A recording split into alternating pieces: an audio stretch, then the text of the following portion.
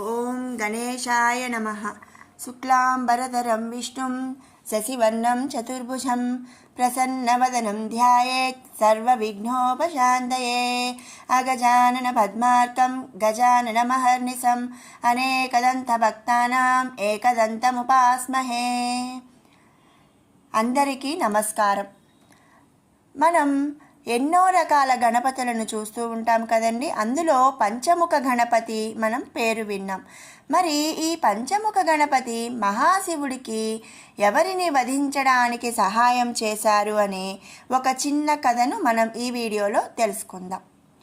త్రిపురాసురులుగా పేరు పొందిన ముగ్గురు రాక్షసులు అన్నదమ్ములు. వారు బ్రహ్మదేవునిచే వరం పొందుతారు. దేవా, మా ముగ్గురు అన్నదమ్ములకు 3 ఆకాశగమనం కలిగిన 3 పురాలను ప్రసాదించు.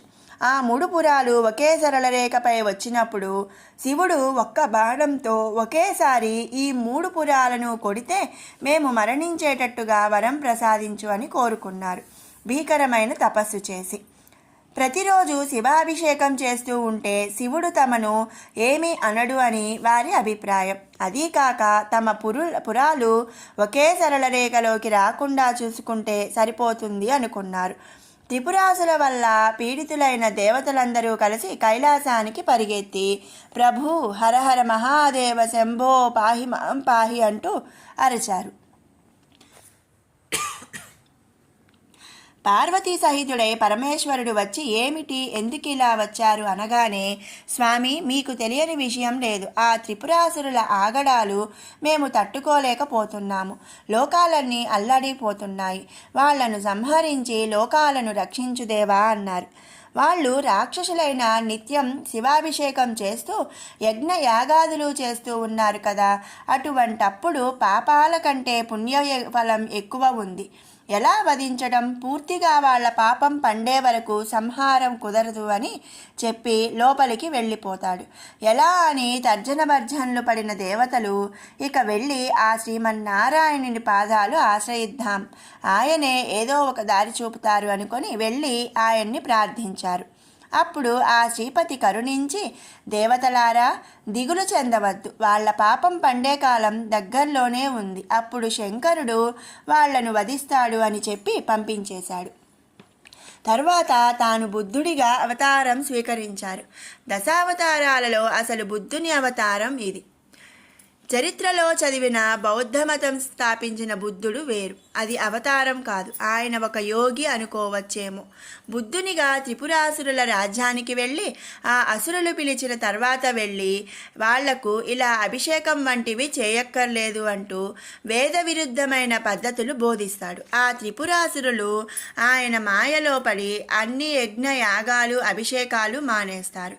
జీవితం ఉన్నది ఆనందించడానికి అనే ఇష్టం వచ్చినట్లుగా ప్రవర్తిస్తారు. అప్పుడు వాళ్ళ కాలం మూడుతుంది. అప్పుడు దేవతలు మళ్ళీ శివుని వద్దకు వెళ్ళి వేడుకుంటారు. నాకు అవసరమైన రథం, ఆయుధాలు సిద్ధం చేయమంటాడు శంకరుడు. భూమి రథం కాగా సూర్యచంద్రులు రథచక్రాలు అవుతారు. బ్రహ్మ సారథి అవగా విష్ణువు బాణం అవుతాడు. అలా అందరు దేవతలు శివునికి కావలసిన విధంగా మారుతారు. రథంలో పార్వతి వెంటరాగా యుద్ధానికి బయలుదేరుతాడు నీలకంఠుడు. ఎంత ప్రయత్నించినా త్రిపురాసురుల పురాలు ఒకే సరళ రేఖపై రావట్లేదు. ఏమి చేయాలో అర్థం కాక ఆలోచిస్తూ పార్వతి వీళ్లను ఎలా చంపాలో తెలియట్లేదు. వేగంగా దూరంగా పెడుతున్నారు వాళ్ళ పురాలను. ఏమిటి చేయడం అంటూ సందిగ్ధంలో ఉన్న పార్వతి పతితో, ఆ గిరిరాజ తనయ ఈశ్వర, యుద్ధానికి వచ్చే ముందు మన పుత్రుడు గణపతికి ఒక మాట చెప్పారా లేదా అని అడిగింది. అయ్యో, మర్చిపోయాను పార్వతి, ఈ హడావుడిలో అలాగే వచ్చేశాను. అయితే ఇప్పుడన్నా చెప్పిరండి, ఈ విఘ్నం తొలగిపోతుంది అంది అమ్మ. సరేనని ఒక చోట కూర్చుని తన 5 ముఖాలతో గణపతిని ధ్యానం చేస్తాడు. ధ్యాన ఫలితంగా గణపతి 5 ముఖాలతో శివుడికి దర్శనమిచ్చి, నేను నీలో నుంచే వచ్చాను, ఇక ఏ విఘ్నం రాదు, ఆ అసురులు నీ చేతిలో మరణిస్తారు అని చెబుతాడు. ఆయనే పంచముఖ గణపతి. ఈ పంచముఖ గణపతి తన తొండం చాచి ఆ 3 పురాలను కదలకుండా ఒకే సరళ రేఖపై పెడతాడు. అప్పుడు శివుడు తన బాణం వదిలి త్రిపురాసుర సంహారం చేస్తాడు. అలా ఒకసారి అమ్మకు మరొకసారి తండ్రికి సహాయం చేసి వారికి ఆనందం కలిగించాడు ఆ గణపతి. ఓం గణేశాయ నమః.